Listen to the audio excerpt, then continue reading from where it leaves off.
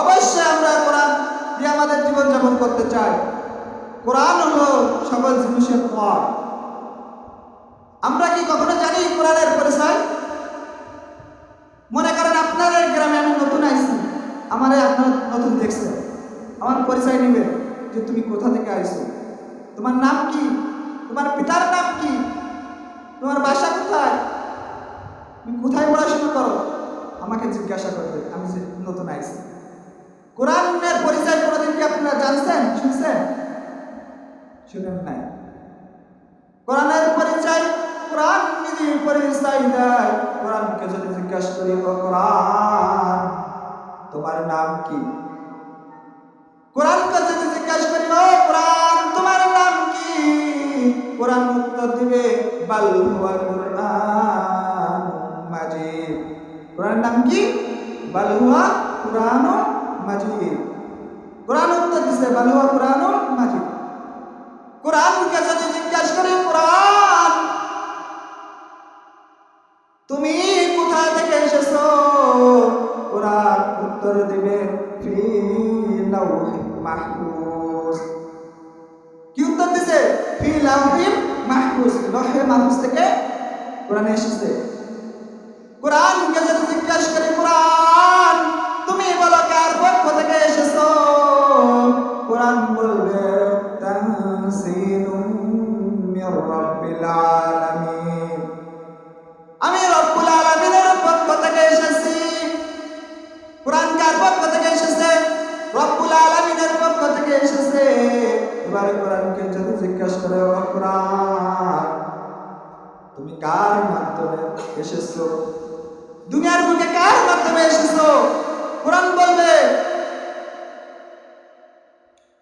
বলবে নাযালা বিহি রূহুল আমিন, রূহুল আমিন নিয়ে এসেছে, অর্থাৎ জিবরাইল আমিন আমাকে দুনিয়ায় এনেছে।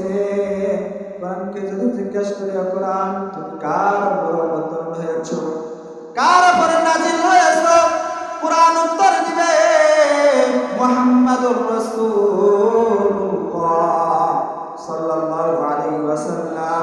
জোরে বলেন সাল্লাল্লাহু আলাইহি ওয়াসাল্লাম। কার উপর নাজিল হয়েছে কোরআন? মুহাম্মাদুর রাসূলুল্লাহ সাল্লাল্লাহু আলাইহি ওয়াসাল্লাম।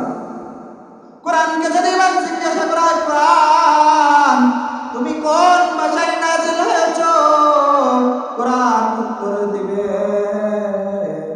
বিলিসানিন আরাবিয়্যিন মুবিন, আমি আরবি ভাষায় নাজিল হয়েছি।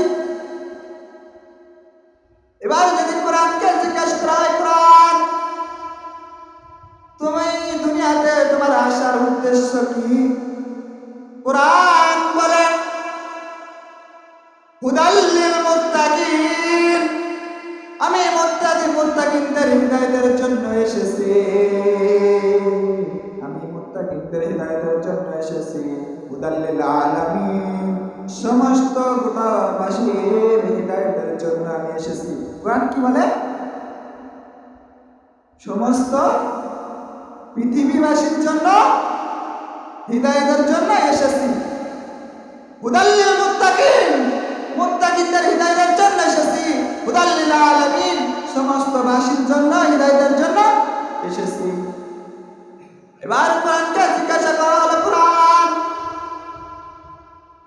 তুমি কোন মাসে নাজিল হয়েছো, কোরআন বলে মাস বলবো না রাত বলবো। কোরআন কি বলে? মাস বলবো না রাত বলবো। কোরআনকে বলা হলো মাস বলো, কোরআন বলল শাহরুর রমাদান আল্লাযী উনজিলা ফীহিল কুরআন, আমি রমজান মাসে নাজিল হয়েছি, রমজান মাসে নাজিল হয়েছি। এবার কোরআনকে জিজ্ঞাসা করা হলো কোন রাত্রে নাজিল হয়েছে, কোরআনকে জিজ্ঞাসা করা হলো কোন রাত্রে নাজিল হয়েছে। কোরআন বলল ইন্না আনজালনাহু ফী লাইলাতিল কদর, কি রাত্রে? কিসের রাত্রে? রমজান মাসে লাইলাতুল কদর রাত্রে কোরআন নাযিল হয়।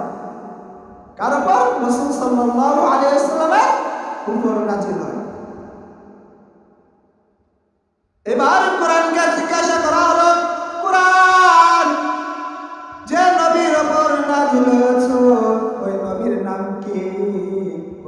বলে মুহাম্মাদুর রাসূলুল্লাহ সাল্লাল্লাহু আলাইহি ওয়াসাল্লাম। আবার কোরআনকে জিজ্ঞাসা করা হলো, কোরআন আমাদের রাসূল অন্যান্য রাসূলের মধ্যে পার্থক্য কি?